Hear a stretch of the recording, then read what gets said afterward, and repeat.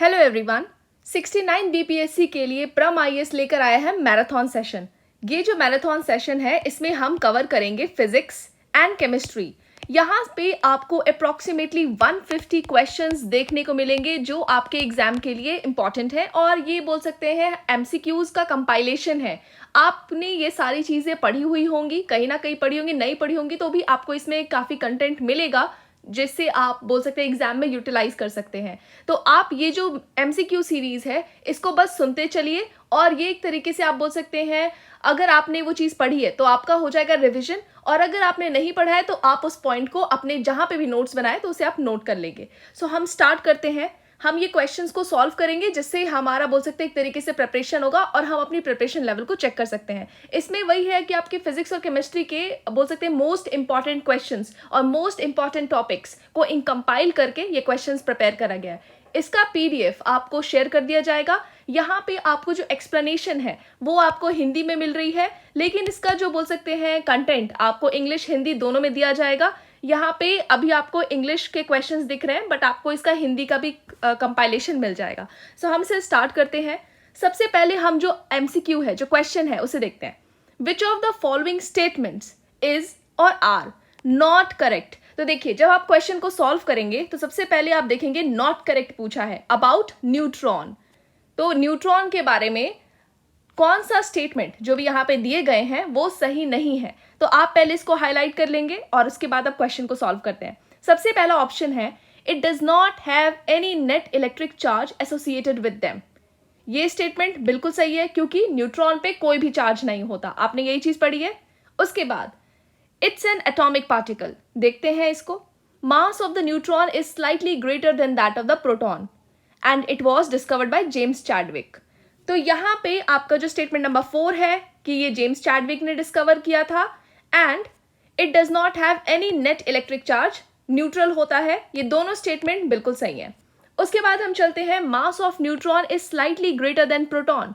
तो ये भी स्टेटमेंट लगभग सही है कि स्लाइटली ग्रेटर देन प्रोटॉन, जो न्यूट्रॉन का मास होता है वो प्रोटॉन से थोड़ा सा ज्यादा होता है। उसके बाद it is an atomic particle, ये जो स्टेटमेंट है ये गलत है क्योंकि ये एक सब एटॉमिक पार्टिकल है। It's not atomic, it is सब एटॉमिक पार्टिकल।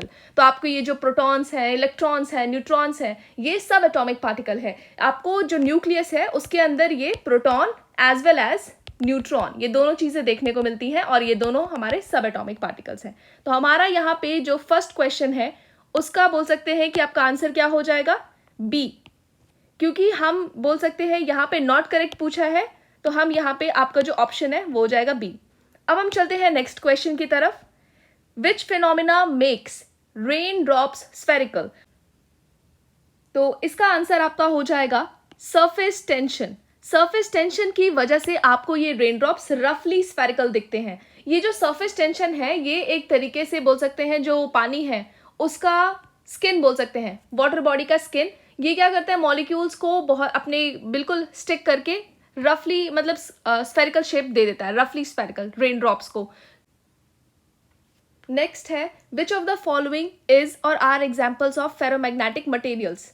तो अभी हम फेरोमैग्नेटिक मटेरियल्स की बात करें तो इस क्वेश्चन में आपका निकल, कैल्शियम, टंगस्टन, गोल्ड, ये 4 ऑप्शंस दिए हैं। इसमें से आपके फेरोमैग्नेटिक सब्सटेंस है जो भी इसका आंसर है वो है निकल। अब हम जब पढ़ते हैं ये टॉपिक तो हम इसमें 3 चीज देखते हैं, एक है डायमैग्नेटिक, एक है पैरामैग्नेटिक और एक है फेरोमैग्नेटिक।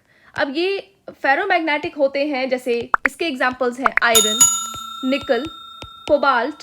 ये अगर आपको क्वेश्चन में दिख रहा है आयरन, निकल, कोबाल्ट तो ये हो गए आपके फेरोमैग्नेटिक सब्सटेंस। डायमैग्नेटिक सब्सटेंस वो होते हैं जो कि रिपेल होते हैं मैग्नेट से, तो जैसे सिल्वर, गोल्ड एंड एंटीमनी, ये जो हैं ये आपके हैं डायमैग्नेटिक। पैरामैग्नेटिक कुछ हद तक अट्रैक्ट होते हैं मैग्नेट से। इसके पैरामैग्नेटिक एग्जांपल हैं tungsten, then lithium and then calcium. तो यहाँ पे आपका जो टंगस्टन और लिथियम है ये तो आपका हो गया पैरामैग्नेटिक सब्सटेंस, और यहाँ पे आपका जो गोल्ड है वो हो गया आपका डायमैग्नेटिक सब्सटेंस। एंड यहाँ पे फिर जो निकल है जो कि स्ट्रांगली अट्रैक्टेड होता है, स्ट्रांगली अट्रैक्ट करता है मैग्नेट से, वो हो गया आपका फेरोमैग्नेटिक सब्सटेंस। नेक्स्ट चलते हैं yellow cake. An item of smuggling across borders, ये आप बोल सकते हैं एक तरीके से आपका करंट से रिलेटेड है, वो क्या चीज़ है। तो आपको यहाँ पे ऑप्शंस में दिए गए हैं uranium oxide, unrefined gold, a crude form of cocaine, a crude form of heroin. So ये स्मगलिंग की बात कर रहे हैं, स्मगलिंग। तो ये जो येलो केक है इसका हम एक और नाम से जानते हैं यूरेनिया, और ये हमारा जो ऑप्शन है इसमें वो कौन सा वाला है, वो हो गया हमारा यूरेनियम ऑक्साइड, जिसको हम यूरेनिया भी बोलते हैं। तो येलो केक किसको बोलते हैं, uranium oxide. It's a type of uranium concentrate powder obtained from leach solutions in an intermediate step in the processing of uranium ores. जब आप यूरेनियम ओर्स मतलब की प्रोसेसिंग करते हैं, यूरेनियम एक्सट्रैक्ट करते हैं, या कोई भी आपको उसकी प्रोसेसिंग करते हैं यूरेनियम की, तब हमको ये यूरेनियम ऑक्साइड मिलता है, येलो केक, जिसकी स्मगलिंग होती है। तो बस ये आप इतना पता नहीं कि येलो केक है क्या। Now in which of the following the speed of the sound would be maximum. अब हम देखते हैं, देखिए आपको जब पढ़ा होगा साउंड की स्पीड के बारे में, तो आपको पता होगा कि सबसे पहले तो जो साउंड की स्पीड है वो सॉलिड्स में ज़्यादा होती है, ये आपने पढ़ा था। उसके बाद ये ह्यूमिड, जहाँ पे भी ह्यूमिडिटी है वहाँ पे भी ज़्यादा होती है, और साथ में टेम्परेचर के, जहाँ पे टेम्परेचर ज़्यादा है वहाँ पे भी ज़्यादा होती है। तो speed of the sound in a medium depends on the temperature of the medium. अगर टेम्परेचर ज़्यादा है तो साउंड की स्पीड भी ज़्यादा होगी। इट मीन्स हमें यहाँ पे ज़्यादा टेम्परेचर देखना है। तो ज़्यादा टेम्परेचर में आपका 20 डिग्री सेल्सियस, 40 डिग्री सेल्सियस यहाँ पे दिख रहा है, लेकिन उससे भी ज़्यादा 40 डिग्री सेल्सियस है। इन केस अगर dry air at 40 degree Celsius होता, मतलब बाई चांस ऑप्शन मिल गया, तो आप कंफ्यूज होते। तो इसके साथ साथ एक और चीज़ है कि ह्यूमिडिटी से भी, मतलब जो speed of the sound is highest in the humid air, तो ह्यूमिडिटी ज़्यादा है तो साउंड की स्पीड भी ज़्यादा होगी। तो humid air at 40 degree Celsius, ये इसका आंसर होगा। और यहाँ पे हमने देखा था कि जैसे जैसे आप टेम्परेचर को बढ़ाएंगे साउंड की स्पीड भी इंक्रीज होती रहेगी, और जो सॉलिड है उसमें आपकी साउंड की स्पीड ज़्यादा देखने को मिलती है, और वैसी लिक्विड में थोड़ी कम एंड गैसेस में बहुत कम। Now which of the following is a non metal that remains liquid at room temperature. अब हमें पता है कि रूम टेम्परेचर पे हमें एक मेटल और एक नॉन मेटल लिक्विड स्टेट में दिखते हैं। एक है ब्रोमीन और एक है मर्करी। मर्करी आपका है मेटल जो हमें लिक्विड स्टेट में दिखता है रूम टेम्परेचर पे। उसके बाद है ब्रोमीन जो कि है नॉन मेटल, जिसका आंसर हो गया ब्रोमीन। और साथ में कुछ और मेटल्स हैं जो कि रूम टेम्परेचर से थोड़ा अगर हम टेम्परेचर को इंक्रीज करें तो हम, मतलब रूम टेम्परेचर से थोड़ा ज़्यादा टेम्परेचर पे हमें वो मेटल है लिक्विड स्टेट में दिखते हैं, बट रूम टेम्परेचर पे सिर्फ हमें दो एलिमेंट्स, और बोल सकते हैं एक मेटल एंड नॉन मेटल, जो हमें रूम टेम्परेचर पे देखने को मिलता है। उसके बाद आप देखिए the amount of heat required for a substance to change from one state to another without a change in temperature is called.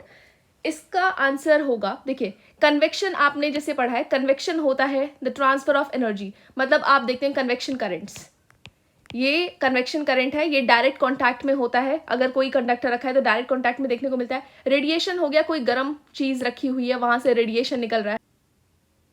Specific heat में भी आपका टेम्परेचर चेंज होता हुआ दिखता है, लेकिन इसमें बोला है कि अगर हमें यहाँ पे आपका जो टेम्परेचर है वो चेंज नहीं हो रहा है, without a change in temperature the amount of heat required for a substance to change from one state to another. मतलब कोई एक सब्सटेंस है जो एक स्टेट से दूसरे स्टेट में चेंज हो रहा है, लेकिन उसका टेम्परेचर चेंज नहीं हो रहा है, तो एक तरीके से ये हिडन हीट है। हिडन हीट, इसको हम बोलते हैं लेटेंट हीट। तो इसका आंसर हो जाएगा लेटेंट हीट। वैसे लेटेंट हीट या फिर जो भी आप यूज करते हैं इसके लिए term, latent heat of vaporization, latent heat of condensation, ये सारी हिडन हीट होती है। So latent heat is the energy which is absorbed or released by the substance during a change in a physical state or a phase that occurs without changing in temperature। मतलब अगर कोई substance है वो अपना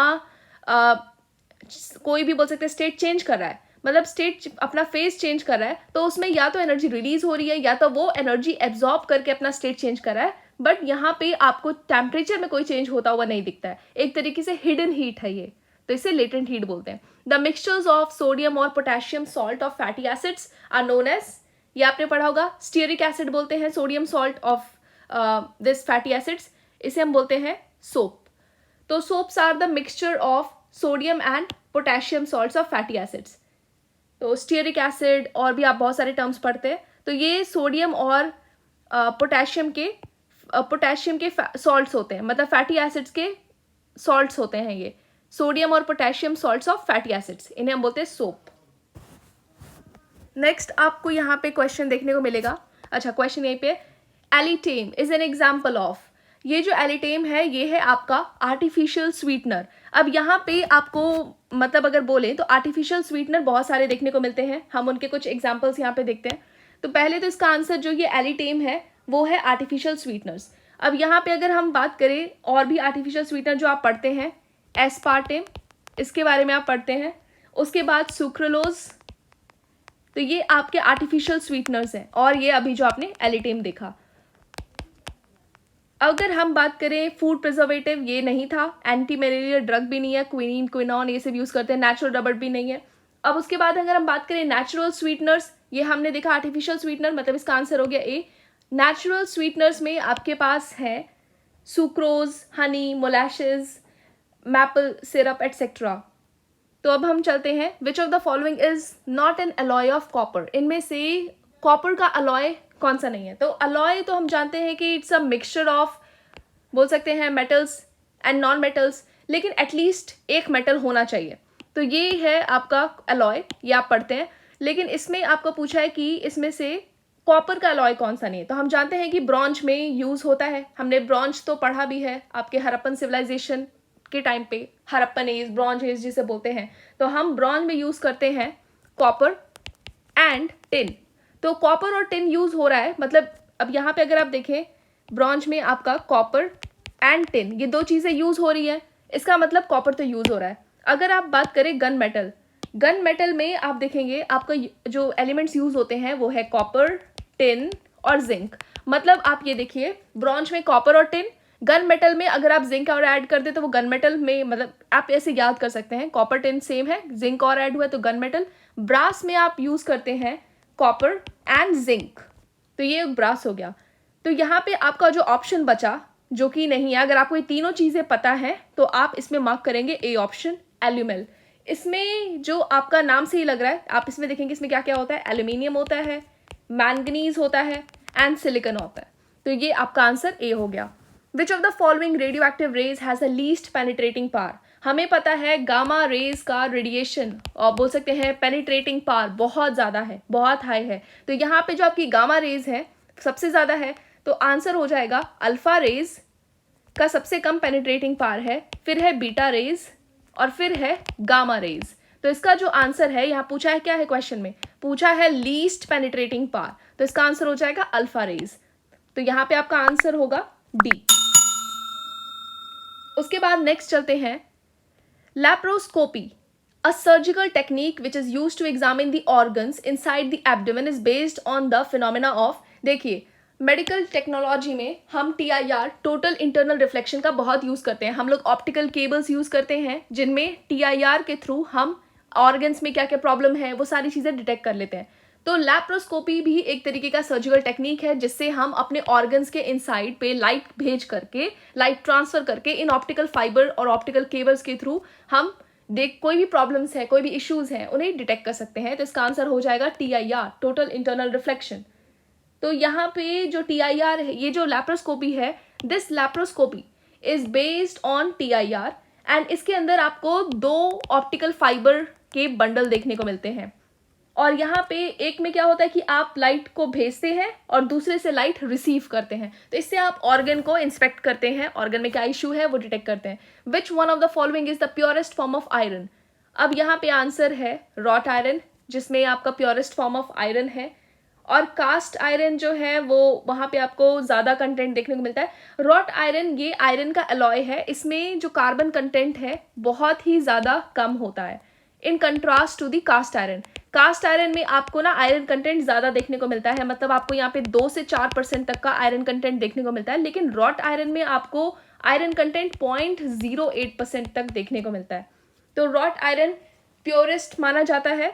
और जो cast iron है इसमें हम इम्प्योरिटीज़ को ऐड करते हैं तो ये थोड़ा इम्प्योर होता है। Chile saltpetre is an ore of calcium, magnesium, potassium. Answer है सोडियम। सो ये जो आपका सोडियम का ओर है इसको क्या बोलते हैं, चिले सॉल्टपेटर, ट्रोना, बोरैक्स और भी आपके ये सोडियम के ओर्स हैं। अब इसका फॉर्मूला क्या है, इसका फॉर्मूला होता है सोडियम नाइट्रेट। तो ये आपका जो फॉर्मूला है सोडियम नाइट्रेट है, तो यहाँ पे आपको सोडियम देखने को मिल रहा है, सो ये सोडियम का ओर है। Now next question, In tragedies caused by drinking spurious liquor, the active agent causing such tragedies is methyl alcohol. तो इसका आंसर होगा मिथाइल अल्कोहल, क्योंकि हम इसे बोलते हैं वुड अल्कोहल भी बोलते हैं. साथ के साथ जैसे आपका अल्कोहल है उसमें उसको पॉइजनस बनाने के लिए मिथाइल अल्कोहल को ऐड किया जाता है.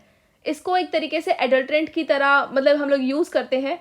इसका जो टेस्ट है, टेक्सचर है, वो इथाइल अल्कोहल की तरह ही होता है, लेकिन मिथाइल अल्कोहल की टॉक्सिसिटी से ही आपको पॉइजनिंग होती है, या फिर इसको बोल सकते हैं मिक्स किया जाता है इस पर्पस के लिए. मीथेनॉल, इसे हम मीथेनॉल भी बोलते हैं, इसका आंसर मीथेनॉल भी है, तो इसका आंसर यही होगा methyl alcohol. Then next, high molecular weight compound form by combining large number of small molecules of low molecular weight is called polymer. देखिए इसका आंसर पॉलीमर होगा, क्योंकि आप जानते हैं यहाँ बोला हायर मॉलिक्यूलर वेट. आप बहुत सारे जैसे आप देखिए प्रोटीन जो है ये एक नेचुरल पॉलीमर है. ये किससे बना है? अमाइनो एसिड से मिलके बना हुआ है. उसी तरीके से आपको यहाँ पे बहुत सारे पॉलीमर्स देखने को मिलते हैं. तो ये बस एक एग्जाम्पल है. पॉलीमर्स बेसिकली आपके नेचुरल भी होते हैं, सिंथेटिक भी होते हैं. ये आपका नेचुरल पॉलीमर है. सिंथेटिक पॉलीमर में भी होते हैं. इसमें जो पॉलीमर्स हैं वो बहुत सारे लार्ज मॉलिक्यूल्स जिन्हें मैक्रो मॉलिक्यूल्स बोलते हैं उनके मिलने से, उनको मिक्स करके, उनको बोलते हैं मतलब छोटे छोटे अमाइनो एसिड से मर्ज करके ये बनता है प्रोटीन. तो उसी तरीके से आपके जो भी पॉलीमर्स हैं वो मैक्रो मॉलिक्यूल्स को जोड़कर बनते हैं पॉलीमर. सो हमें यहाँ पे हायर मॉलिक्यूलर वेट देखने को मिलता है combining this large number of small molecules of low molecular weight. Next है Newton's first law of motion. बहुत इजी क्वेश्चन है, ये आपने पढ़ा भी होगा. Is also known as principle of inertia.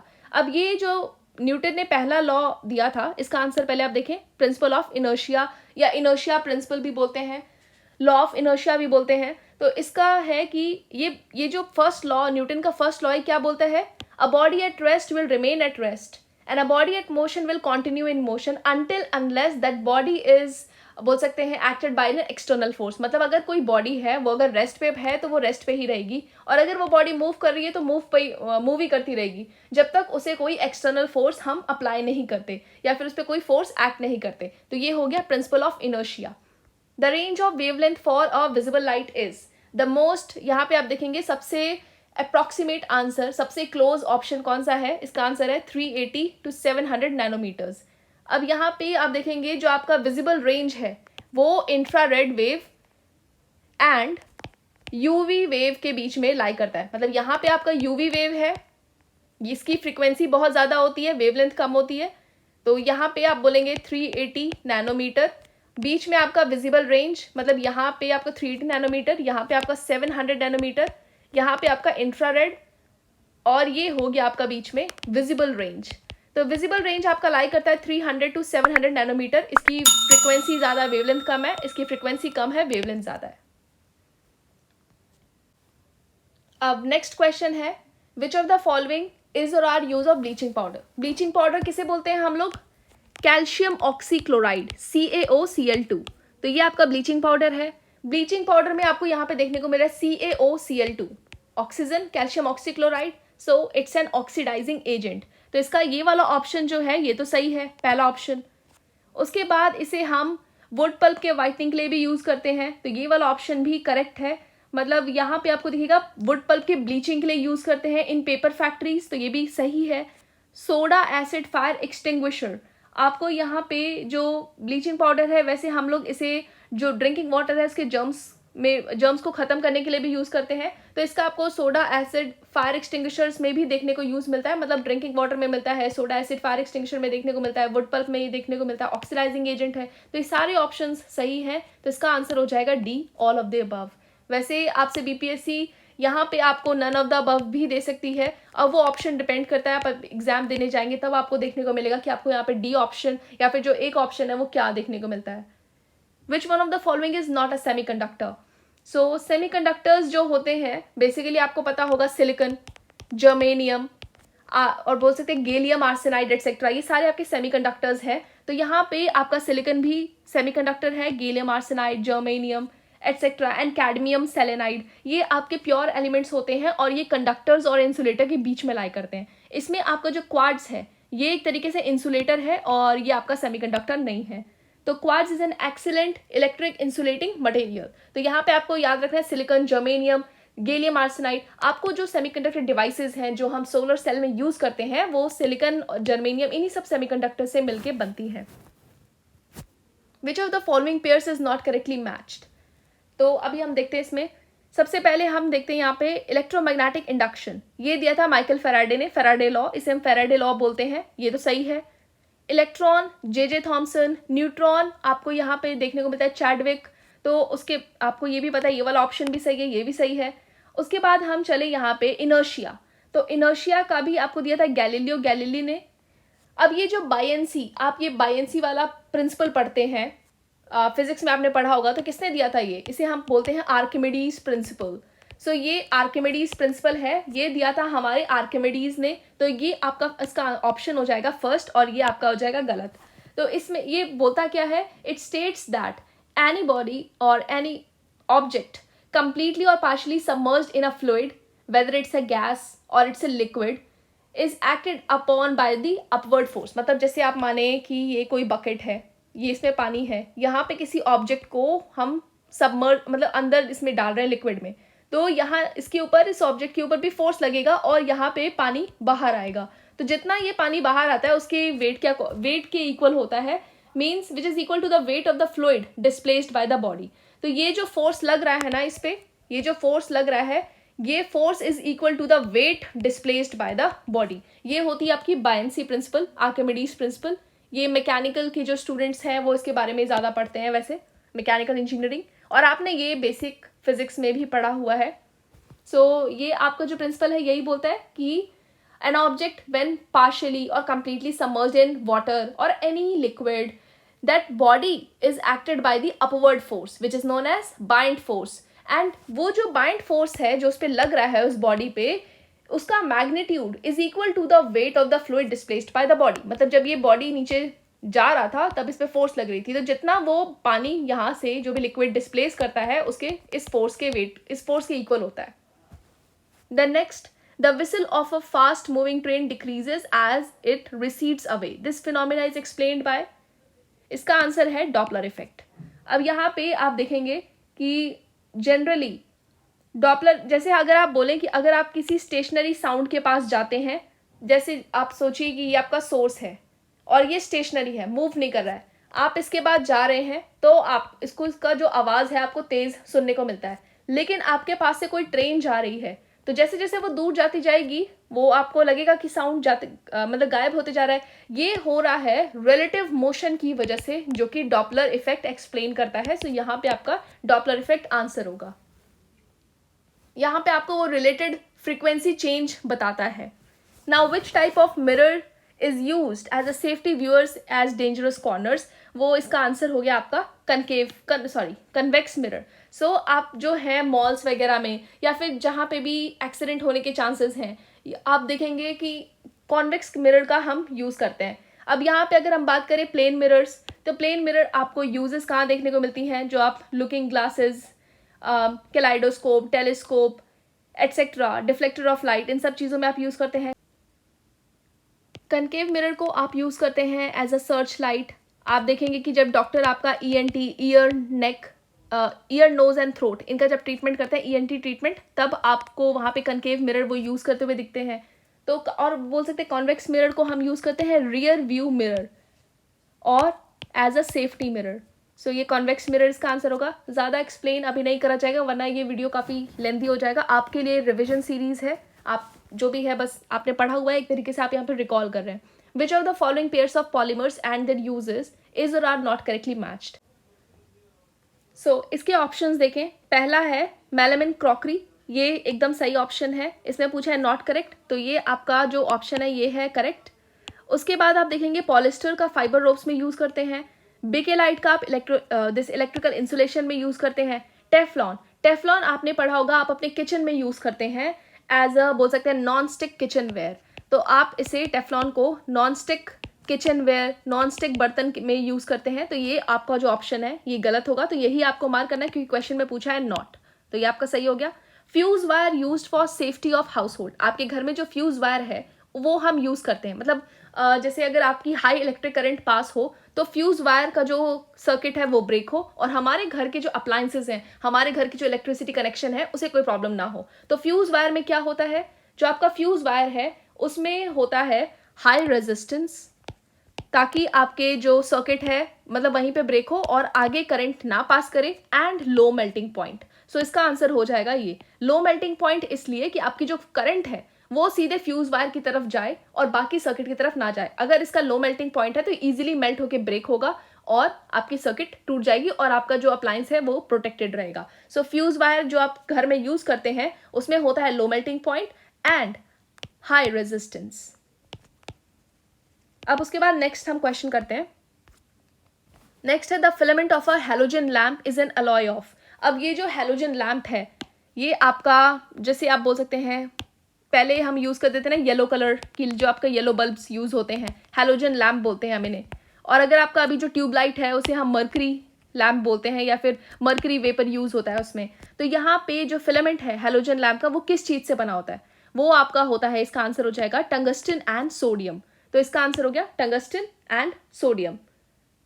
यहाँ पे आप देखेंगे कि जो फिलामेंट है मतलब ये जो हैलोजन लैम्प का फिलामेंट है वो किसके एलॉय से, मतलब वो किसका एलॉय होता है, वो टंगस्टन और सोडियम का एलॉय होता है।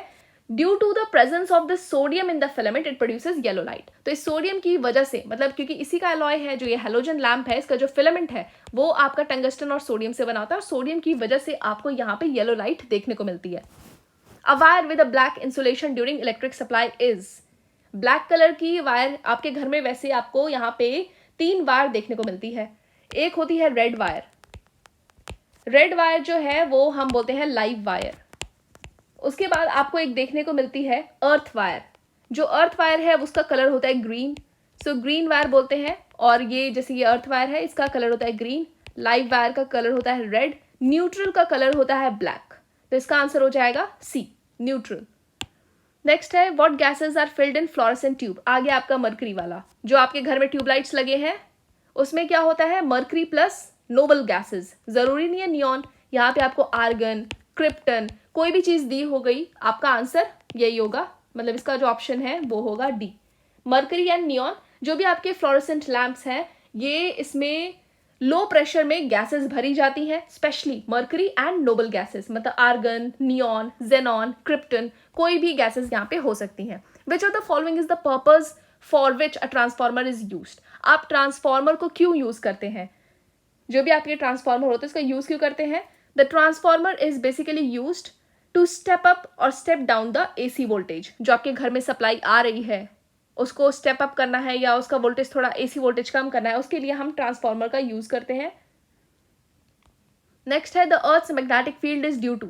हमारे अर्थ में जो मैग्नेटिक फील्ड जनरेट हो रहा है वो किस लिए हो रहा है, वो किसकी वजह से हो रहा है, circulating currents inside the core, जिसे हम क्या बोलते हैं, कन्वेक्शन करंट्स भी बोलते हैं। हमारे अर्थ में हमें कन्वेक्शन करंट्स देखने को मिलते हैं। इन कन्वेक्शन करंट्स की वजह से ही आपको मैग्मा वॉल्केनिक इरप्शन के टाइम पे देखने को मिलता है। ऑल्दो ये कन्वेक्शन करंट्स तो आपके कोर मतलब आपके अर्थ के बहुत काफ़ी अंदर भी होते हैं, लेकिन आपको यहाँ पे एस्थेनोस्फेयर में भी आपको जो आपके अर्थ का जो एस्थेनोस्फेयर है वहां से आपको मैग्मा देखने को मिलता है, वहां पे भी कन्वेक्शन करंट्स का मूवमेंट होता है। और इन्हीं कन्वेक्शन करंट्स के मूवमेंट की वजह से आपकी जो अर्थ की प्लेट्स हैं वो मूव करती हैं, आपको अर्थक्वेक, वॉल्केनोज, ये सारी चीजें देखने को मिलती है। लेकिन हम यहाँ पे अपने आप को मैग्नेटिक फील्ड से तक ही सीमित रखते हैं। आपकी जो अर्थ की मैग्नेटिक फील्ड है, हमारा जो अर्थ है उसके अंदर बहुत ज्यादा गर्मी है, बहुत ज्यादा गर्म है वो, और वहां पे आपको कन्वेक्शन करंट्स देखने को मिलती हैं और इन कन्वेक्शन करंट्स के थ्रू ही वो अपनी हीट को बाहर रिलीज करते हैं। और ये कन्वेक्शन करंट कॉन्टिन्यूसली मूव करती रहती है जिसकी वजह से मैग्नेटिक फील्ड जनरेट होती है। Next is which of the following element is used in solar cells. मैंने आपको अभी थोड़ी देर पहले बताया था सोलर सेल्स में यूज होते हैं हमारे सेमीकंडक्टर्स। तो सेमीकंडक्टर्स कौन कौन से पढ़े थे हमने, silicon, germanium, gallium arsenide etcetera. तो यहाँ पे आपका ऑप्शन सिलिकॉन दिख रहा है आपको, सिलिकॉन है। सीरियम, एस्टर्टीन एंड वेनेडियम ये ऑप्शंस नहीं है, आपका ऑप्शन है सिलिकॉन। मेजरली हम आज के जो सोलर मार्केट है 90% हम यूज सिलिकॉन का करते हैं। Now electric conduction in the semiconductor takes place due to, मतलब देखिए कंडक्टर्स की अगर हम बात करें तो कंडक्टर्स में आपका इलेक्ट्रॉन की वजह से, इलेक्ट्रॉन के मूवमेंट की वजह से करंट फ्लो करता है। लेकिन अगर हम बात करें यहाँ सेमीकंडक्टर्स में आपका electron as well as holes दोनों की मूवमेंट की वजह से करता है। ज़्यादा डिटेल में ना जाते हुए आप बस इतना ही याद करिए। Which one of the following metals is used as a semiconductor in transistors? BJT transistor etc. ये सारे ट्रांजिस्टर्स में आप क्या यूज करते हैं? देखिए मैंने अभी बताया था, ट्रांजिस्टर्स हो, सोलर सेल्स हो, या फिर आप एम्पलीफायर वगैरह कुछ भी बनाते हैं, कुछ भी इलेक्ट्रॉनिक आइटम बनाते हैं, मेजरली आप वहाँ पे सेमीकंडक्टर्स का यूज करते हैं। सेमीकंडक्टर्स कौन से हुए? जर्मेनियम, इसका आंसर होगा जर्मेनियम। कॉपर सेमीकंडक्टर नहीं, कॉपर कंडक्टर है। तो यहाँ पे आपका ग्रेफाइट, सिल्वर, ये सारे कंडक्टर्स हैं। जर्मेनियम आपका सेमीकंडक्टर है, तो इसका आंसर हो जाएगा जर्मेनियम। जर्मेनियम एंड सिलिकॉन ये मेन एलिमेंट्स हैं जिसको हम बोल सकते हैं सेमीकंडक्टर की तरह ट्रांजिस्टर्स में यूज करते हैं। नेक्स्ट है, what is the chemical name of baking soda? Baking soda की बात कर रहे हैं। चलिए आप सारे ऑप्शंस देखते हैं। सबसे पहला है जिंक फॉस्फाइड। जिंक फॉस्फाइड तो आपका है रोडेंटिसाइड, रैट्स को मारने के लिए जो दवाई होती है वो है आपका जिंक फॉस्फाइड, तो ये तो आपका ऑप्शन में नहीं होगा। उसके बाद हम अगर बात करें नेक्स्ट, कैल्शियम कार्बोनेट, लाइमस्टोन, ये भी नहीं है। सोडियम कार्बोनेट, ये भी नहीं है, वॉशिंग सोडा है ये। इसका आंसर हो जाएगा सोडियम बाइकार्बोनेट, NaHCO3, ये आपका है baking soda. The gas produced by the fermentation of sugar solution is, कौन सी गैस प्रोड्यूस होती है इसमें? Carbon dioxide. Dung gas mainly consist of, dung gas को क्या बोलते हैं? गोबर गैस, बायोगैस। इसमें मेनली आपको क्या देखने को मिलता है? मेनली आपका होता है यहाँ पे मीथेन, तो इसका आंसर हो गया methane. What principle does the segmental libra work on? इसका आंसर है हुक्स लॉ। ओम्स लॉ तो आप देखते हैं, electric circuit, electric current, V = IR।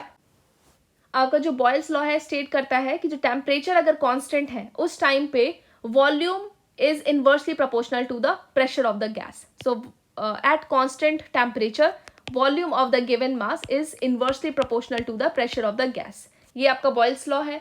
Stephen's law बोलता है the total energy radiated from a black body is equal to the 4th power of the absolute temperature. So जितना भी black body ने energy radiate करी है, that energy is equal to the 4th power of the absolute temperature. और फिर आपका ये answer Hooke's law. The minimum number of forces to keep a particle in equilibrium, कोई भी पार्टिकल को इक्विलिब्रियम में रखने के लिए कम से कम कितनी फोर्सेज की जरूरत होती है? The answer is 2। देन अब इसमें से पूछा है कौन सा स्टेटमेंट आपका गलत है, तो अब हम एक एक चीज ध्यान से पढ़ते हैं। पहला है metals are hard, lustrous, malleable, ductile, sonorous. ये तो मेटल की प्रॉपर्टी है, बिल्कुल सही है, ये पहला ऑप्शन। दूसरा, metals are good conductors of heat and electricity, ये भी मेटल्स की प्रॉपर्टी है, ये भी बिल्कुल सही है। The examples of non metals include sulphur, carbon, oxygen, phosphorus, ये भी बिल्कुल सही है, ये आपके नॉन मेटल्स हैं। Mercury is the only metal which is found in liquid state eight room temperature. मैंने आपको यहाँ पे बताया था, एक है मर्करी, दूसरा बताया था ब्रोमीन। तो इसका ये ऑप्शन सही है कि गलत? ये जो आपका ऑप्शन है ये भी सही है, क्योंकि ओनली मेटल बोला है, सही बात है, मर्करी ओनली मेटल है, ब्रोमीन तो आपका नॉन मेटल है, तो ये आपके चारों ऑप्शंस सही है, तो गलत कोई भी नहीं है, तो इसका आंसर क्या होगा? None. Which of the following metal is soft and can be cut with a knife? तो आपके जो सोडियम है एज वेल एज पोटेशियम, ये दोनों ऑप्शन आपका सही है, तो आंसर हो गया बोथ A and C। बहुत ज्यादा सॉफ्ट है जिसे आप नाइफ से भी कट कर सकते हैं। तो नेक्स्ट क्वेश्चन आपका है कि जब आप मेटल्स को रिएक्ट करते हैं ऑक्सीजन के साथ तो आपको मिलता है मेटल ऑक्साइड्स जो कि बेसिक नेचर के होते हैं। ये स्टेटमेंट बिल्कुल सही है। अगर आप नॉन मेटल्स को ऑक्सीजन के साथ बर्न करें तो आपको मिलता है मेटेलिक ऑक्साइड्स जो कि एसिडिक नेचर के होते हैं। ये भी स्टेटमेंट करेक्ट है, तो आपका ये दोनों स्टेटमेंट करेक्ट हो गया। उसके बाद है metals react with acids and produce metal salts and this hydrogen gas, लेकिन नॉन मेटल्स हैं वो एसिड्स के साथ रिएक्ट नहीं करते हैं, ये भी बिल्कुल सही है। अब जो नॉन मेटल्स हैं जैसे आप पोटेशियम बोलिए, सल्फर, कार्बन, ये सारे नॉन मेटल्स हैं, तो नॉन मेटल्स का यूज़ करते हैं फर्टिलाइजर्स में to enhance the growth of plants, ये भी बिल्कुल सही स्टेटमेंट है। तो इसका जो आंसर हो गया वो हो गया D, 1 2 3 4। Now the next, consider the following statement, the strength of a force is usually expressed by its magnitude. तो ये जो आपका क्वेश्चन है, मतलब ये जो आपका स्टेटमेंट है ये एकदम सही है। The strength of the force is expressed by its magnitude. The force resulting due to the action of muscles is known as muscular force, ये भी एकदम करेक्ट स्टेटमेंट है. Since muscular force can be applied only when it is in contact with the object, so इसीलिए हम उसे contact force बोलते हैं, ये भी एकदम सही है. अगर हम मैग्नेट से कोई फोर्स एग्जर्ट कर रहे हैं तो वो नॉन कॉन्टैक्ट फोर्स हो गया, मैग्नेट है, कॉन्टैक्ट में नहीं है, सो इसे नॉन कॉन्टैक्ट फोर्स बोलते हैं, ये भी करेक्ट है. The force exerted by a charged body on another charged or uncharged body is known as electrostatic force. Electrostatic force में आप जो चार्ज्ड बॉडी है वो फोर्स एक्सर्ट करती है अनचार्ज्ड बॉडी के ऊपर, इलेक्ट्रोस्टैटिक फोर्स बोलते हैं. उसके लिए हम इक्वेशन भी डिराइव करते हैं, तो ये स्टेटमेंट भी करेक्ट है. देखिए ये यहाँ तो आपको सारे स्टेटमेंट्स करेक्ट दिए गए हैं, लेकिन आपसे एग्जाम में नहीं पूछेगा, तो आप यहाँ से ये सारे स्टेटमेंट्स को नोट डाउन करेंगे क्योंकि ये सारे स्टेटमेंट्स करेक्ट हैं. और अगर आपसे इसमें से एक दो स्टेटमेंट भी पूछ लिया जाता है तो, या फिर इसे चेंज करके पूछा जाता है तो आपके लिए बेनिफिशियल रहेगा. तो आप ये सारे स्टेटमेंट्स को एक बार रेफर करेंगे. नेक्स्ट है साउंड कैन ट्रेवल थ्रू. देखिए साउंड वेव जो है हमारी वो है लॉन्गिट्यूडनल वेव. लॉन्गिट्यूडनल वेव है और जो साउंड वेव है उसकी प्रॉपर्टी है कि ये आपका सॉलिड हो, लिक्विड हो, गैसेस हो, उसको एक बस मीडियम चाहिए, एक माध्यम चाहिए ट्रेवल करने के लिए. तो साउंड वेव किसी भी मीडियम से ट्रेवल कर सकती है, लेकिन ये वैक्यूम से ट्रेवल नहीं कर सकती, मतलब ये स्पेस में ट्रेवल नहीं कर सकती साउंड वेव. तो यहाँ पे जो ऑप्शन है वो हो गया डी, मतलब ये आपका सारे मीडियम से प्रोपोगेट करती है, पास करती है, ये बस वैक्यूम से पास नहीं करती. वैक्यूम से हम ईएम वेव्स को, इलेक्ट्रोमैग्नेटिक वेव्स को पास करवाते हैं. Now voice of which of the following is likely to have minimum frequency. सबसे कम फ्रीक्वेंसी किसकी होती है? Baby girl, baby boy, a man and a women. इसका आंसर है a man. The process of depositing a layer of any desired metal, मतलब आप metal के लेयर को डिपॉजिट कर रहे हैं दूसरे मटेरियल ऑन अनदर मटेरियल, और वो भी किस मीडियम से, कैसे कर रहे हैं? इलेक्ट्रिसिटी के थ्रू. इसे हम बोलते हैं इलेक्ट्रोप्लेटिंग. इलेक्ट्रोप्लेटिंग, इलेक्ट्रिसिटी को यूज करके हम एक मटेरियल पे दूसरा बोल सकते हैं मेटल का लेयर डिपॉजिट कर रहे हैं, इसे हम बोलते हैं इलेक्ट्रोप्लेटिंग. अगर आप यहाँ क्वेश्चन में देखें, वल्कनाइजेशन क्या होता है? Is a process of hardening rubbers. तो यहाँ पे आपका रबर से डील करता है ये. गैल्वेनाइजेशन आप जानते हैं कि आप जिंक की एक लेयर को डिपॉजिट करते हैं टू प्रिवेंट कोरोजन. कंडक्शन आपको पता है क्या होता है? Process by which heat energy is transmitted through collisions between the neighbouring atoms and molecules. तो यहाँ पे जो क्वेश्चन है उसका आंसर हो गया इलेक्ट्रोप्लेटिंग. ये सारी चीज आप नोट डाउन करेंगे. Which of the following can not be charged easily by friction. देखिए आप जब स्कूल में मतलब जाते थे, या फिर आप जब भी आप छोटे थे, तो आप अपने हेयर्स पे स्केल को रब करके फिर पेपर के पीसेस को अट्रैक्ट करते हैं, तो वो आप चार्ज जनरेट करते हैं by the process of friction. तो प्लास्टिक स्केल में तो आप इजीली कर पाते थे ये, तो ये तो सही है. पूछा है can not be charged easily. उसके बाद एन इन्फ्लेटेड बलून, ये भी सही है. वुलन क्लॉथ, जो विंटर्स में आप कपड़े पहनते हैं तो उसमें से आपको चार्जेस देखने को मिलते हैं, मतलब वहाँ पे आपको साउंड प्रोड्यूस होता दिखता है. इसमें जो ऑप्शन है, एक कॉपर रॉड को आप इजीली चार्ज नहीं कर सकते हैं. कॉपर रॉड को बोल सकते हैं कि बहुत ही ज़्यादा हाईली कंडक्टिंग मटेरियल है. Therefore a copper rod can not be charged easily by friction. हमारे एफर्ट से ये इजीली ऐसे चार्ज नहीं हो सकता है. नेक्स्ट है which of the following statements or statement is correct. The angle of incidence is equal to the angle of reflection. ये तो आपने जो स्नेल्स लॉ पढ़ा है वही चीज़ बताई गई है यहाँ पे, ये बिल्कुल सही है. और दूसरा स्टेटमेंट भी वही है, लेकिन इसमें आप देखें सही है कि नहीं. The angle of incidence, the angle of reflection or the reflected ray and the normal drawn at a point of incidence to the reflecting surface lie on the opposite plane. हम तो ये दोनों चीज़ें पढ़ते हैं स्नेल्स लॉ में, मतलब ये दोनों लॉज हम पढ़ते हैं, और तो ये दोनों स्टेटमेंट सही होना चाहिए. लेकिन ये स्टेटमेंट यहाँ पे गलत है, क्योंकि on lie on the same plane होना चाहिए. सेम प्लेन, ऑपोजिट प्लेन लिखा है. तो आप ऐसे ये सारी चीज़ें जब पढ़ते हैं तो आप ध्यान से पढ़ेंगे, और इसका जो आंसर होगा वो होगा वन ओनली. उसके बाद नेक्स्ट चलते हैं. The splitting of light into its constituent colours is known as. क्या होना चाहिए इसका आंसर? इसका आंसर आप कमेंट सेक्शन में बताएंगे. Splitting of light into different colours. तो यहाँ पे आपको ऑप्शन दिया है स्प्लिटिंग, डिस्पर्जन, रिफ्लेक्शन, रिफ्रैक्शन. आप आंसर बताइए, आपको बाकी बाद में इसका करेक्ट आंसर बता दिया जाएगा.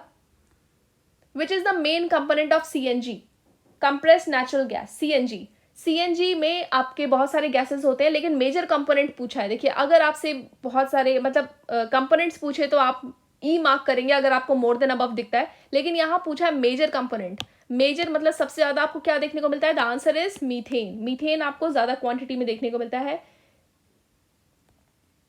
उसके, और ये एक तरीके से क्लीनर फ्यूल है पेट्रोल एंड डीजल के comparative.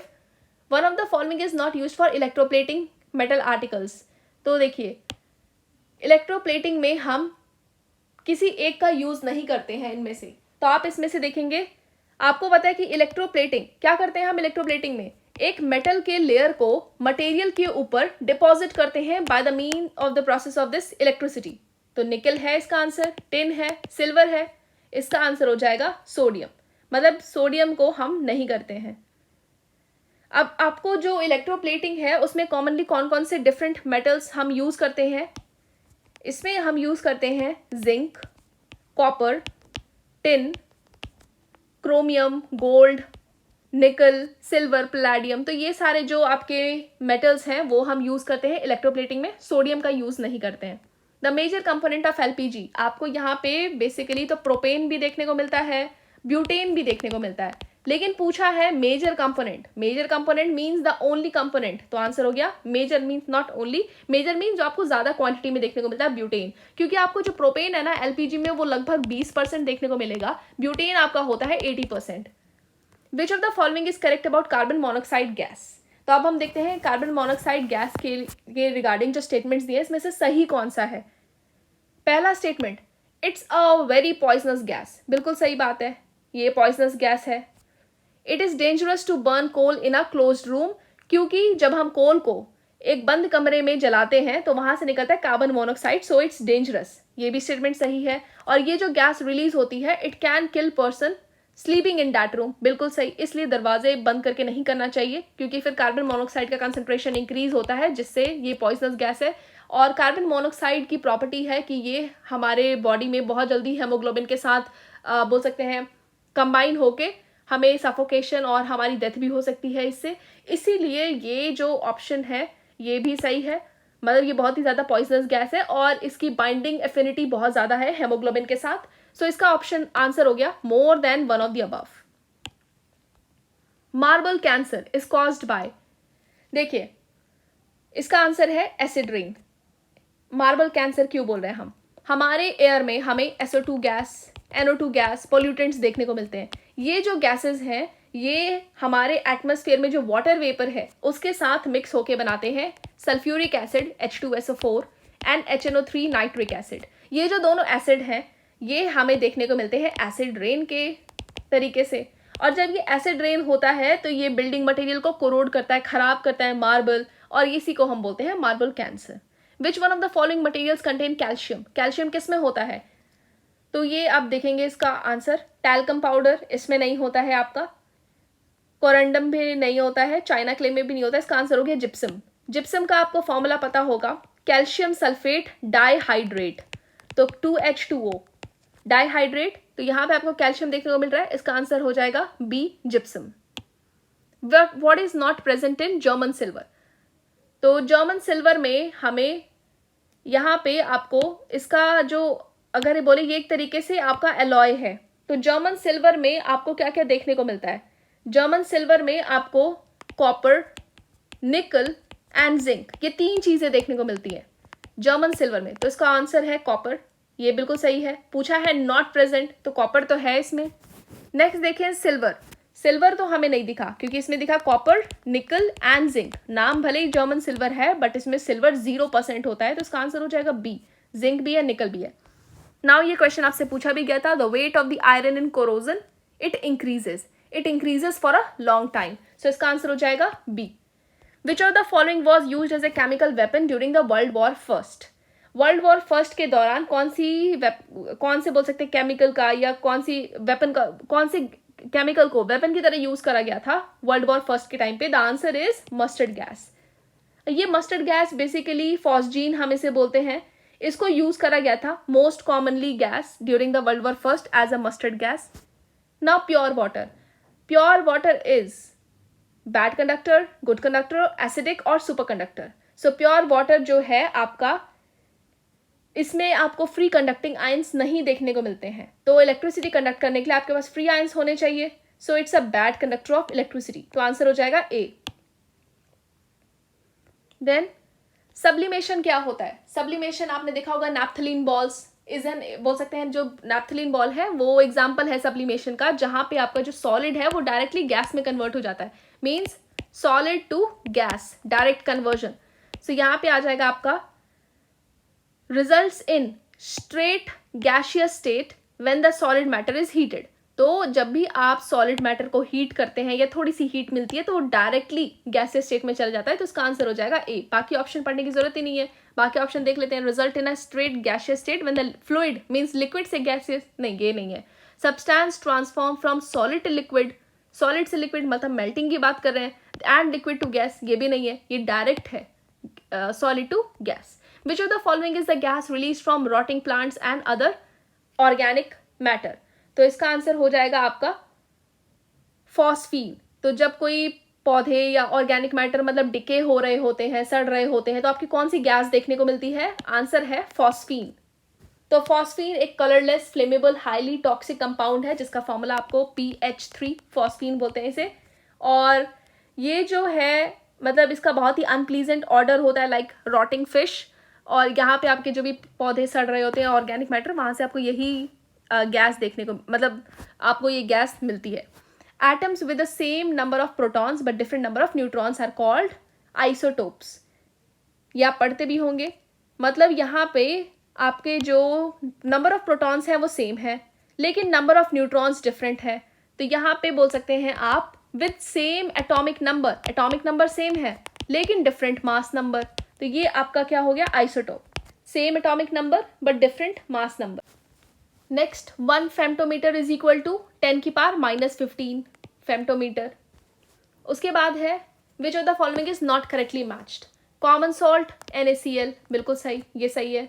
Baking soda, baking soda अभी हमने थोड़ी देर पहले पढ़ा था, सोडियम बाइकार्बोनेट, लिखा क्या है? सोडियम कार्बोनेट, तो ये गलत है, होना क्या चाहिए? NaHCO3, तो ये वाला ऑप्शन आप मार्क करेंगे। उसके बाद है कॉस्टिक सोडा NaOH, ये बिल्कुल सही है। सल्फेटेड लाइम, कैल्शियम ऑक्साइड, ये भी आपका सही है। नेक्स्ट क्वेश्चन है which one of the following has maximum fuel value and is non polluting? देखिए मैक्सिमम फ्यूल वैल्यू किसका होता है? जिसकी कैलोरीफिक वैल्यू बहुत ज़्यादा है। मतलब अगर आप कोई फ्यूल मतलब जिसे आप यूज़ करते हैं ना, तो आप देखेंगे कि ऐसा फ्यूल जिसकी हाई कैलोरीफिक वैल्यू है, मतलब उसमें कोई रेजिड्यू आपको देखने को नहीं मिलता है, उसमें जितना अमाउंट आप यूज़ करते हैं पूरा का पूरा वो जल के आपको हीट देता है। सो इसका आंसर है हाइड्रोजन। ये नॉन पोल्यूटिंग भी है और इसकी हाइड्रोजन की कैलोरीफिक वैल्यू बहुत ज़्यादा है, मीन्स ये नॉन पोल्यूटिंग है और ये इन्वायरमेंट फ्रेंडली है, बहुत ही अच्छा फ्यूल है। Which energy is found in dry cells? Dry cells में आपको कौन सी एनर्जी देखने को मिलती है? ड्राई सेल्स कैसे काम करता है? आप देखेंगे ड्राई सेल में आपको यहाँ देखने को मिलेगा केमिकल एनर्जी से वो इलेक्ट्रिसिटी देता है। सो जो एनर्जी स्टोर्ड होती है ड्राई सेल्स में वो होती है केमिकल एनर्जी। सो आंसर है C. Quartz crystals used in clocks are, क्या होते हैं वो? Silicon dioxide. तो silicon dioxide are the crystals which are piezo electric and इसको आप फर्दर स्पीकर्स में, माइक्रोफोन्स वगैरह में यूज कर सकते हैं। ब्रोमीन क्या है? मैंने आपको बताया था ये एक लिक्विड है। ब्रोमीन और मर्करी दो चीजें आपको रूम टेम्परेचर पे लिक्विड में देखने को मिलती है, तो ब्रोमीन है liquid, liquid red liquid. Gases which is used in welding are आपका ऑक्सीजन एंड एसिटाइलिन, इसे हम ऑक्साइसिटाइलिन भी बोलते हैं, oxyacetylene flame. So acetylene is used for arc welding purpose. So welding के लिए आपका यूज होता है यहाँ पे oxygen and acetylene. Galvanised iron pipes, ये भी देखा था हमने, जिंक की कोटिंग करते हैं ताकि उसे हम कोरोजन से बचा सके।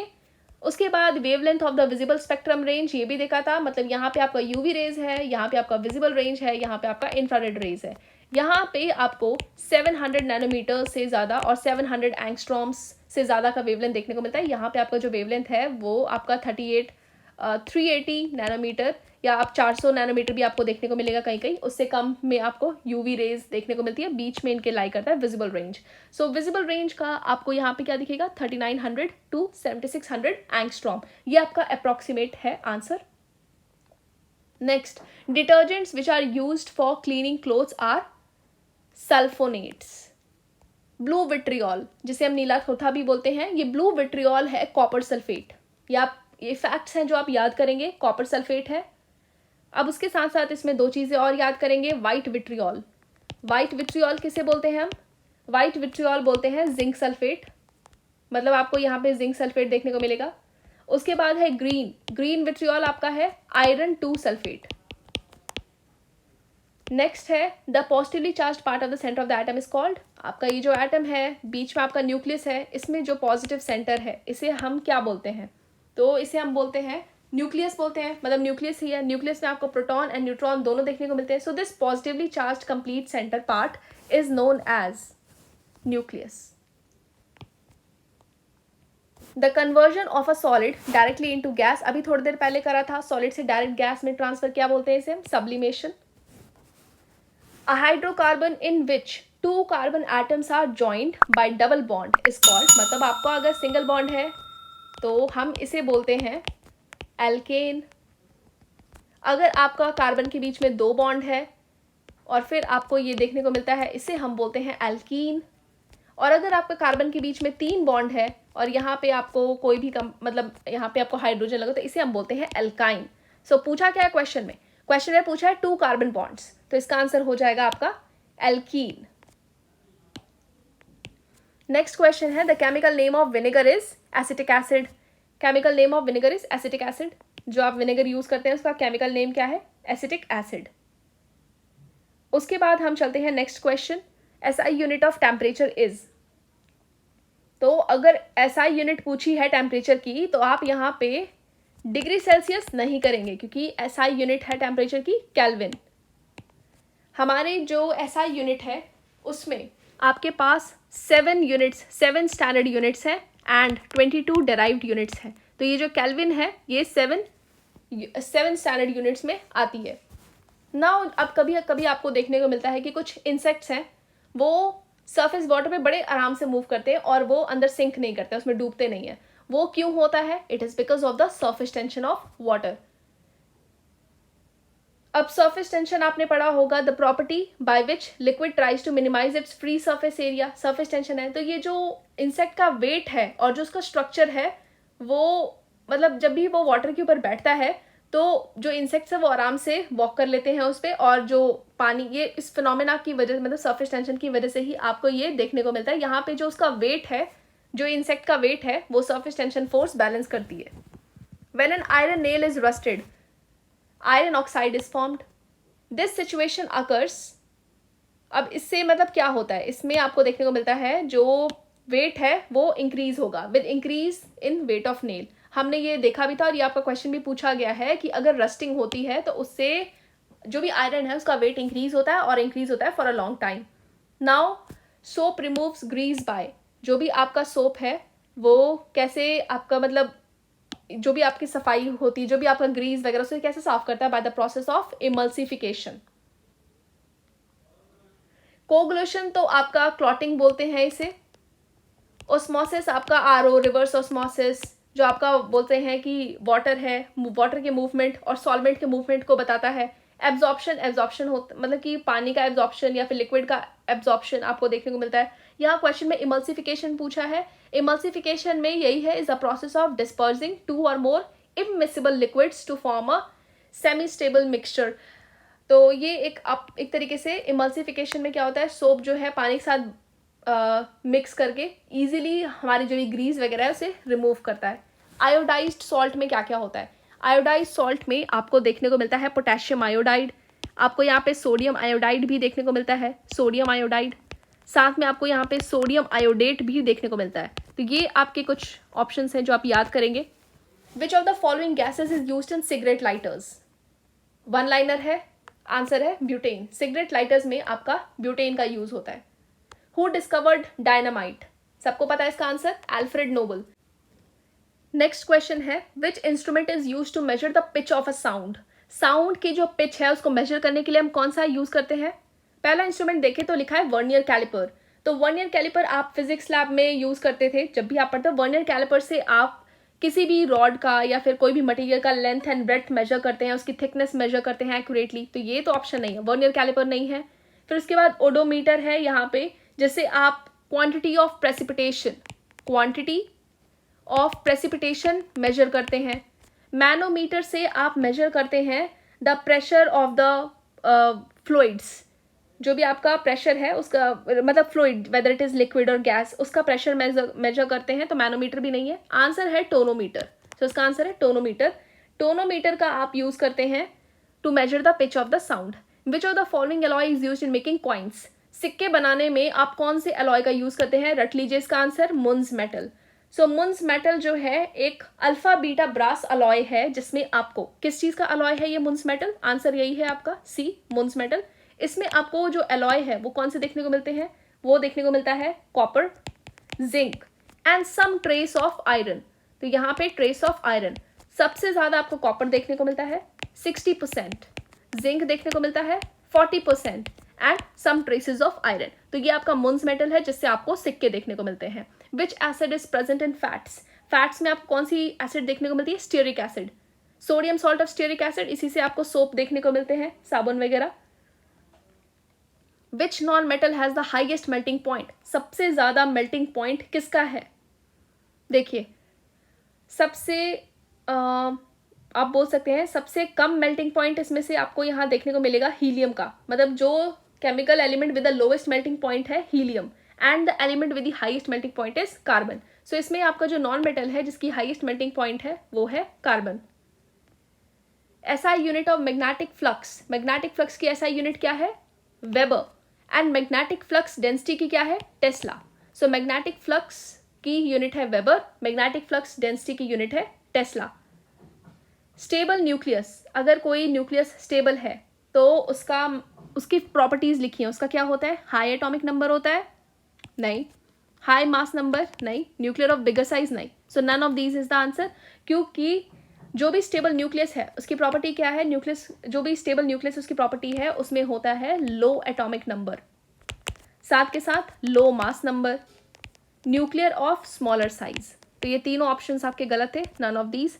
ना कॉन्वेक्स मिरर जो भी इमेज बनाता है वो हमेशा वर्चुअल इरेक्ट बनती है, तो वर्चुअल एंड इरेक्ट इमेज आपको कॉन्वेक्स मिरर में देखने को मिलता है, तो ये ऑप्शन आपका बिल्कुल सही है। साथ के साथ आपको डिमिनिश्ड इमेज देखने को मिलती है, तो ये वाला ऑप्शन भी सही है। तो आंसर हो गया all of the above. Next, which equipment transforms electrical energy into light energy? तो डायनामो, पहले तो हम देखें डायनामो। डायनामो में क्या होता है? डायनामो में होता है आपका मैकेनिकल से इलेक्ट्रिकल। इसका एग्जाम्पल हो गया आपका जनरेटर। तो ये तो नहीं है, पूछा क्या है? Electrical energy into light energy, तो ये ऑप्शन आपका गलत हो गया। कैंडल में होता है आपका केमिकल टू लाइट, तो ये ऑप्शन भी आपका गलत हो गया। माइक्रोफोन में आपका हो गया साउंड टू इलेक्ट्रिकल, जो आप यूज करते हैं ना ईयरफोन, साउंड टू इलेक्ट्रिकल, ये वाला भी ऑप्शन गलत हो गया। बचा ट्यूबलाइट। ट्यूबलाइट में आप इलेक्ट्रिसिटी देते हैं जिससे वो आपको लाइट देता है, आंसर है D. Which of the following is an example of Newton's third law of motion? Newton third law में क्या पढ़ते हैं आप? Every body has an equal and opposite reaction. तो इसका आंसर देखिए, मोशन ऑफ रॉकेट, जब रॉकेट ऊपर जाता है तो नीचे थ्रस्ट आता है, तो ये आंसर, ये जो है न्यूटन थर्ड लॉ को वेरीफाई कर रहा है, बिल्कुल सही है ये आंसर। उसके बाद है रिकॉइल ऑफ गन, जब भी आप गन से शूट करते हैं तो गन थोड़ा पीछे की तरफ पुश होता है, तो ये भी आप ऑप्शन आपका सही है। जब आप वेल से पानी निकालते हैं तब भी आपको पीछे की तरफ फोर्स थोड़ा लगता है, तो ये तीनों ऑप्शंस आपके सही हैं। ये तीनों जो एग्जाम्पल्स हैं आप इसे न्यूटन के थर्ड लॉ में नोट डाउन करेंगे या याद करेंगे। Which one of the following is a scalar quantity? Displacement आपका है वेक्टर क्वांटिटी, तो ये तो नहीं हो गया ऑप्शन। फोर्स है आपका वेक्टर क्वांटिटी, ये भी नहीं है। टॉर्क भी आपका वेक्टर क्वांटिटी है, ऑप्शन है पार। आपको यहाँ पे और भी स्केलर क्वांटिटी देखने को मिलते हैं, पार तो है ही। उसके बाद आपको यहाँ पे मास, एनर्जी, फिर आपका वर्क, ये सारे आपके जो है स्केलर क्वांटिटी है। फिर आपको जैसे और भी देख लें तो वॉल्यूम, डेंसिटी, तो ये आपके सारे स्केलर क्वांटिटी है। The escape velocity of earth is 11.2 kilometre पर सेकेंड। अब अगर आप बात करें स्केप वेलोसिटी होता क्या है? Escape velocity is the minimum speed or a minimum velocity which is needed for a free object to escape from the gravitational influence of earth and the object never comes back. मतलब अगर ये आपका अर्थ है और ये object है, आप उसे कितनी स्पीड से भेजें, क्योंकि ये तो हमारे अभी ग्रेविटेशनल इफेक्ट से बंधा हुआ है, कितनी स्पीड से भेजें कि इस ग्रेविटेशनल पुल को तोड़ के बाहर निकले और फिर वो वापस ना आए कभी। तो वो हो गया एस्केप वेलोसिटी 11.2 किलोमीटर पर सेकेंड। इसे हम √2g भी बोलते हैं फॉर्मूला में। Who was the first to predict that a communication satellite can be stationed in geosynchronous orbit? कौन है जिन्होंने बताया था कि जो कम्युनिकेशन सैटेलाइट है इसे हम जियो स्टेशनरी ऑर्बिट में प्लेस कर सकते हैं? The answer is Arthur C Clarke. इसे आप मतलब याद कर लेंगे।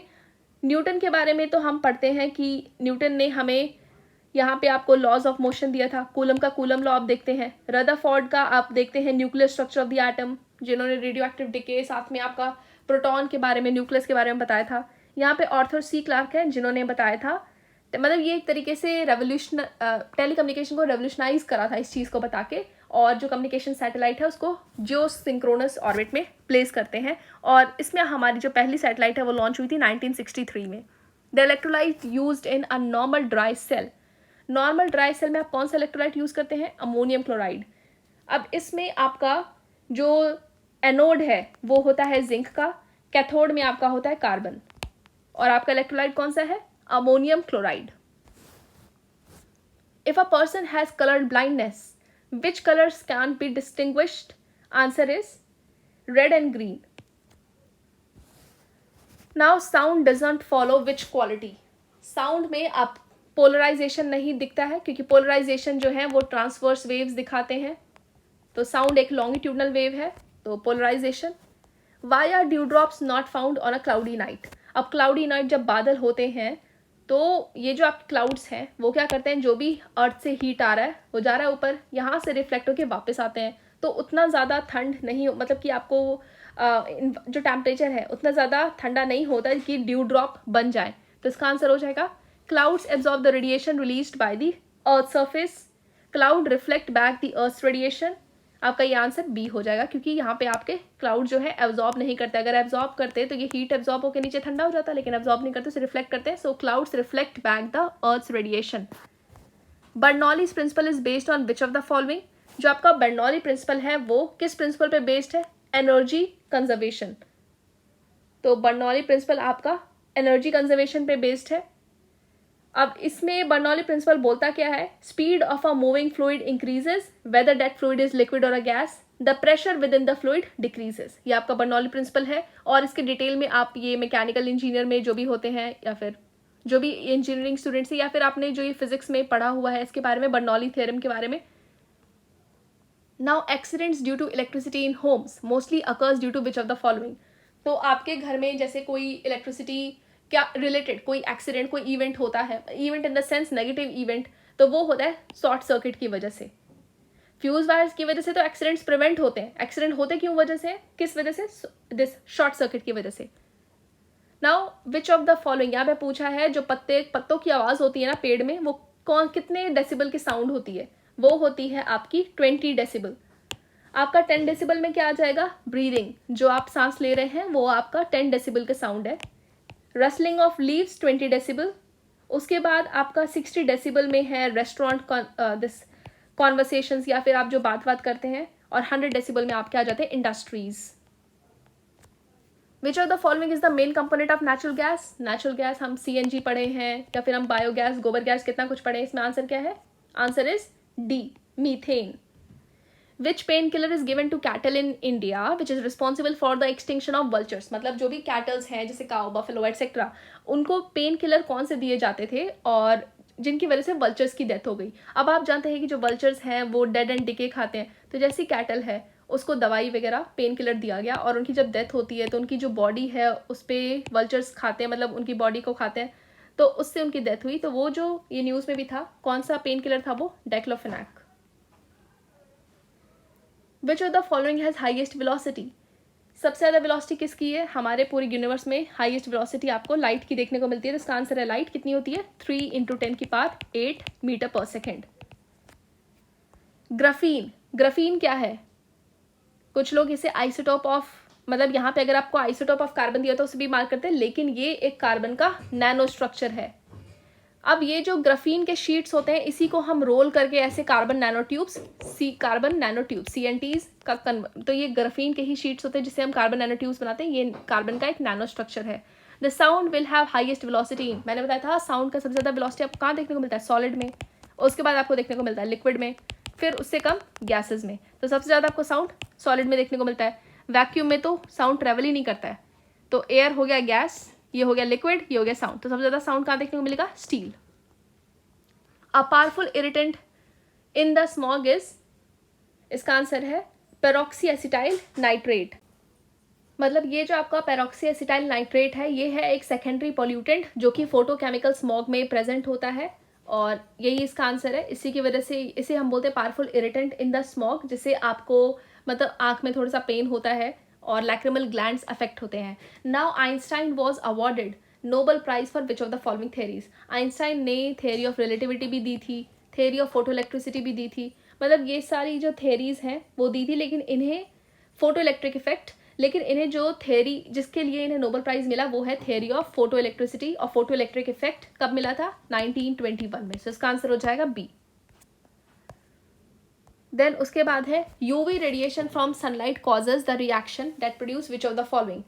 सो जो हमारे हमने पढ़ा है ओजोन का फॉर्मेशन होता है हमारे सनलाइट जो रिएक्ट करके, तो हमारे बोल सकते हैं स्ट्रेटोस्फेयर के पास जो यूवी लाइट है वो रिएक्ट करके क्या बनाती है? ओजोन बनाती है।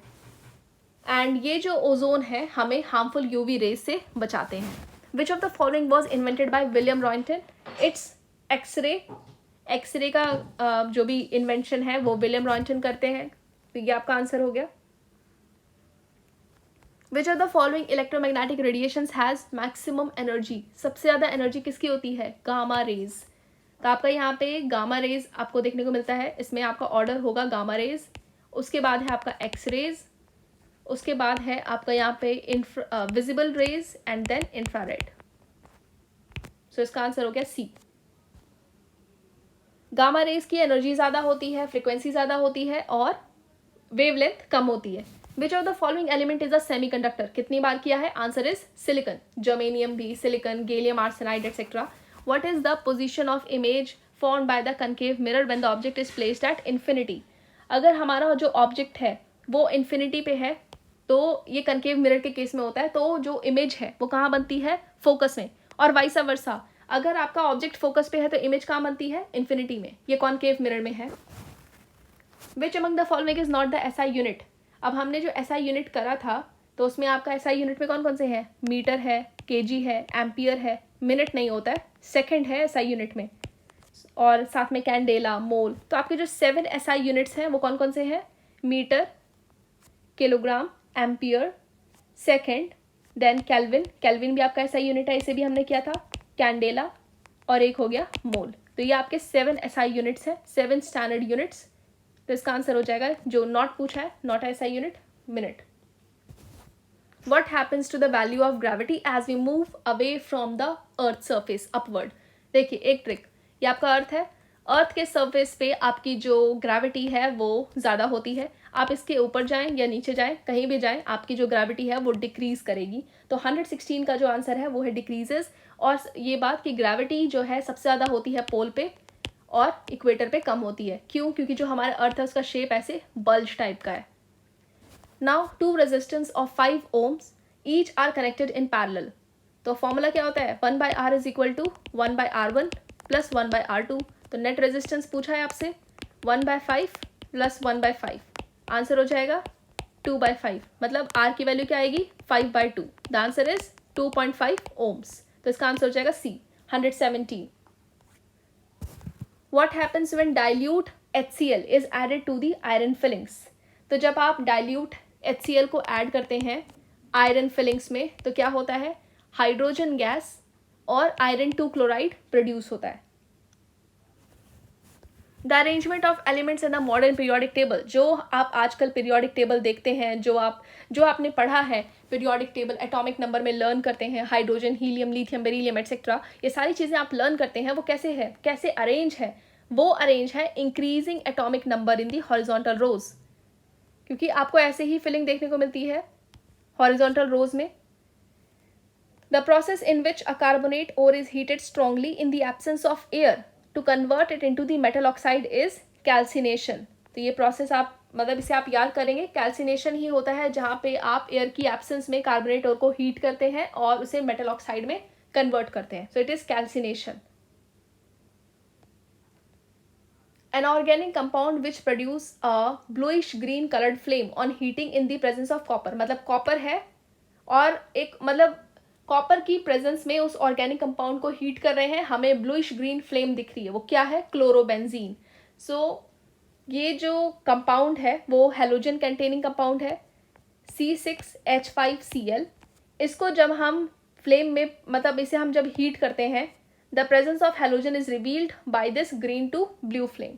सो ये जो हेलोजन है इसकी प्रेजेंस बताता है कि ये मतलब ये एक तरीके से लैब में आप टेस्ट करते हैं कि कौन सा हेलोजन प्रेजेंट, मतलब हेलोजन है कि मेटल है या नॉन मेटल, मतलब क्या चीज़ है, उसे रिवील करने के लिए. तो ये जो फ्लेम है वो green to blue flame generate करता है कॉपर से. जब हम इसे कॉपर के प्रेजेंस में जब हम इसे हीट करते हैं तो ये है chlorobenzene.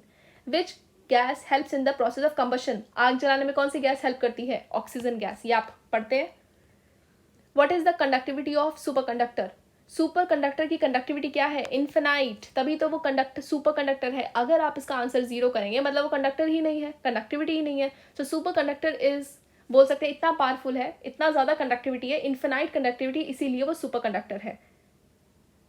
These are the materials that conduct electricity with no resistance, zero resistance. resistance ही नहीं है, बहुत ज़्यादा कंडक्टिविटी है, इन्फिनाइट कंडक्टिविटी है. नाउ डायनामो, ये पढ़ा था हमने. डायनामो का एग्जाम्पल है जनरेटर.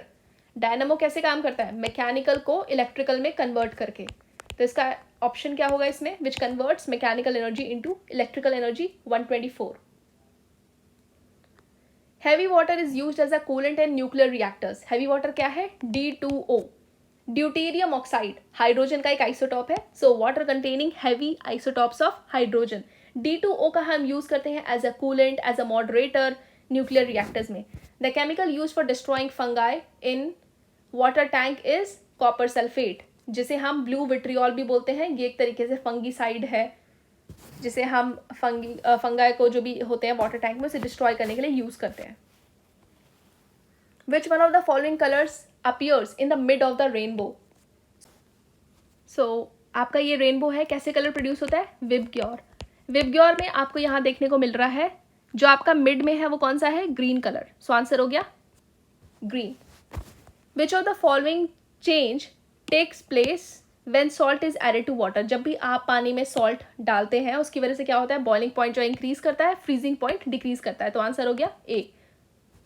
अब इसमें आप ये देखेंगे कि ये जो आपका सॉल्ट है ये नॉन वॉलेटाइल सॉल्यूट है जिसे आप ऐड कर रहे हैं. इससे बॉइलिंग पॉइंट को बढ़ा दिया जाता है और आपका जो फ्रीजिंग पॉइंट है वो कम होता है.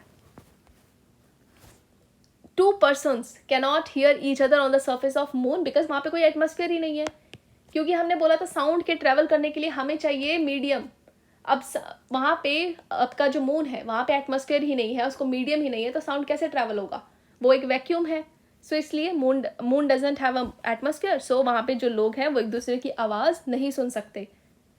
The chemical name of limestone is calcium carbonate, CaCO3. Which of the following substances is use to make utensils shiny. तो इसमें से कौन सी वो चीज़ है जिससे आपके जो बर्तन हैं वो थोड़े शाइनी दिखते हैं? It is zinc oxide. ये एक इनऑर्गेनिक कंपाउंड है जिसे हम बहुत सारे डिफरेंट मैन्युफैक्चरिंग प्रोसेसेस में यूज़ करते हैं. Rubbers, plastic, ceramic glass, cement, lubricants etcetera. और यही है जिससे हम यूटेंसिल्स को शाइनी बनाते हैं. Now if N unsaturated sugar solution is prepared. Unsaturated है मतलब इसमें आप और भी शुगर डाल सकते हैं. It is prepared by mixing 100 grams of sugar and ½ litre of water. तो मतलब ये जो शुगर सॉल्यूशन है इसमें आपने 100 ग्राम चीनी डाली है और ½ लीटर पानी डाला है. तो इसमें से क्या क्या चीज़ चेंज नहीं होगी? उसका मास चेंज होगा, डेंसिटी भी चेंज होगा, कंसंट्रेशन भी चेंज होगा, लेकिन वॉल्यूम सेम रहेगा. So volume will not change. A cut diamond shines brightly. तो डायमंड को अगर काटा जाए तो बहुत ज़्यादा शाइन करता है. क्यों? Due to TIR. साथ के साथ डायमंड का रिफ्रैक्टिव इंडेक्स भी आपको बहुत ज़्यादा देखने को मिलता है, इसलिए इसके अंदर जो स्पीड ऑफ लाइट है वो कम होती है. What's the name of the instrument that is used to detect the presence and magnitude of electric charge on a body? इसका आंसर है इलेक्ट्रोस्कोप. एंडोस्कोप में आपको उस एंड में मतलब इसका आंसर तो इलेक्ट्रोस्कोप है, पर एंडोस्कोप में आपको एक उस ट्यूब में कैमरा देखने को मिलता है जिससे आप अपने बॉडी के अंदर के ऑर्गन्स को देख सकते हैं. इलेक्ट्रोस्कोप में क्या है? एक साइंटिफिक डिवाइस है जहाँ पे आप बोल सकते हैं कि एक बॉडी के ऊपर इलेक्ट्रिक चार्ज का मैग्नीट्यूड और उसकी प्रेजेंस को डिटेक्ट करते हैं. Which are the following causes the yellow colour in fire crackers. तो फायर क्रैकर्स में जो येलो कलर है वो किसकी वजह से होता है? Sodium nitrate. स्ट्रॉन्टियम की वजह से कौन सा कलर देखने को मिलता है? स्ट्रॉन्टियम की वजह से आपको रेड कलर देखने को मिलता है फायरवर्क्स में। उसके बाद आपका कैल्शियम की वजह से ऑरेंज कलर, बेरियम की वजह से ग्रीन कलर, और कॉपर की वजह से ब्लू कलर, और सोडियम नाइट्रेट की वजह से येलो कलर। नाउ लेजर का जो प्रिंसिपल है, वर्किंग प्रिंसिपल है ये optical amplification based on the stimulated emission of electromagnetic radiation. इसे आप याद करेंगे। नेक्स्ट है which of the following acids is known as the king of acid? Sulphuric acid. इसे हम बहुत सारी इंडस्ट्रीज, लेबोरेटरीज सब में यूज करते हैं। सो सल्फ्यूरिक एसिड H2SO4 को हम बोलते हैं king of acids. Which substance is used in red ink? Answer is eosin. Eosin का यूज करा जाता है, एक तरीके का ये डाई है जिसे हम रेड इंक को प्रिपेयर करने में यूज करते हैं। ब्लू विट्रियोल, इसको हम फंगिसाइड, अभी पढ़ा था हमने थोड़ी देर पहले। इसका आंसर क्या है? Blue vitriol. हम इसे बोलते हैं कॉपर सल्फेट। इसको यूज करते हैं हम फंगिसाइड की तरह। सिल्वर आयोडाइड आर्टिफिशियल रेन की तरह यूज करते हैं, मतलब उसके लिए यूज करते हैं। जिंक फॉस्फाइड, ये आपका है रोडेंटिसाइड। ओशन आपको ब्लू कलर दिखता है, it is due to the scattering of light. Sky blue colour दिखता है due to the scattering of light. Which are the following is heaviest metal? इनमें से सबसे हैवी कौन सा है? यूरेनियम। नाउ ये आपके कुछ ऑल्टरनेट सोर्स ऑफ एनर्जी हैं जिनमें से पूछा है the largest source. The answer is solar energy. सबसे ज़्यादा तो सोलर एनर्जी है। टाइडल, एटॉमिक, जियोथर्मल मानते हैं कि वो सारे NCR हैं या ऑल्टरनेट सोर्स ऑफ एनर्जी हैं, लेकिन सबसे बिगेस्ट सोर्स है नॉन कन्वेंशनल एनर्जी सोर्सेज का, वो है solar energy. Eight which point does the hollow metal ball carrying an electric charge will produce zero electric field? इसका आंसर है इनसाइड द स्फीयर। सो यहाँ पे आपको ऑप्शन में दिखेगा इनसाइड द स्फीयर। नेक्स्ट है on which material does fuse wire is made up of? मतलब किस मटेरियल का फ्यूज वायर आपका बना होता है? वो आपका बना होता है 63% टिन एंड 37% लेड। मतलब आपको जो फ्यूज वायर है वो टिन और लेड का बना होता है, और सबसे ज़्यादा आपको यहाँ पे टिन देखने को मिलता है। नाउ अब पूछा इनमें से कौन से स्टेटमेंट्स आपके करेक्ट हैं? Only electrons reside inside the nucleus, बिल्कुल गलत। आपके न्यूक्लियस के अंदर तो प्रोटॉन एंड न्यूट्रॉन्स रहते हैं। Both electrons and protons reside inside the nucleus, ये भी गलत। ओनली न्यूट्रॉन्स, ये भी गलत। Both protons and neutrons can reside inside the nucleus of the atom. The answer is 145 का डी। द नेक्स्ट क्वेश्चन है आपका which of the following principle does telegraph application use? जो टेलीग्राफ है वो electromagnet को यूज करता है। An earth equator, what's the value of vertical component of earth magnetic field? So equator पे जो अर्थ की मैग्नेटिक फील्ड है उसके हॉरिजॉन्टल कंपोनेंट, वर्टिकल कंपोनेंट है, तो वर्टिकल कंपोनेंट की क्या वैल्यू है? डेट इज 0, क्योंकि यहाँ पे जो मैग्नेटिक फील्ड लाइंस हैं वो अर्थ के सरफेस से पैरेलल होती हैं। नाउ ये कुछ आपके स्टेटमेंट्स हैं P waves and S waves के रिगार्डिंग। तो वैसे तो ये पी वेव्स के बारे में दिया हुआ है। सबसे पहला, average speed of P wave is 5 to 6 kilometre पर सेकेंड। ये एस वेव का स्पीड दिया हुआ है यहाँ पे, ये स्टेटमेंट गलत है। Next, it only travels through solid medium, ये भी गलत है क्योंकि ये भी एस वेव के बारे में दिया है। जो पी वेव्स हैं आपके ये जो P waves and S waves हैं ये अर्थक्वेक के टाइम पे जनरेट होते हैं। तो ये जो पी वेव्स हैं ये सॉलिड, लिक्विड, गैसेज सबसे ट्रैवल करते हैं, लेकिन इनकी जो स्पीड है वो डिक्रीज होती है। मतलब सॉलिड में सबसे ज़्यादा स्पीड होती है, लिक्विड में थोड़ी कम, और गैसेज में भी होती है लेकिन कम होती है। तो ये पी वेव्स की प्रॉपर्टी है। तो ये पूछा ओनली ट्रेवल, तो ये तो स्टेटमेंट गलत हो गया क्योंकि ओनली वाला जो केस है वो एस वेव्स में देखने को मिलता है। इट ट्रेवल्स लॉन्गेस्ट डिस्टेंस, ये भी गलत है क्योंकि एल वेव्स ये भी अर्थक्वेक के टाइम पे जनरेट होते हैं। ये होते हैं जो सबसे ज़्यादा डिस्टेंस ट्रेवल करते हैं। So the answer is none of these. Dobson unit किसके लिए, हम किस चीज़ को मेजर करने के लिए यूज़ करते हैं? The thickness of ozone layer.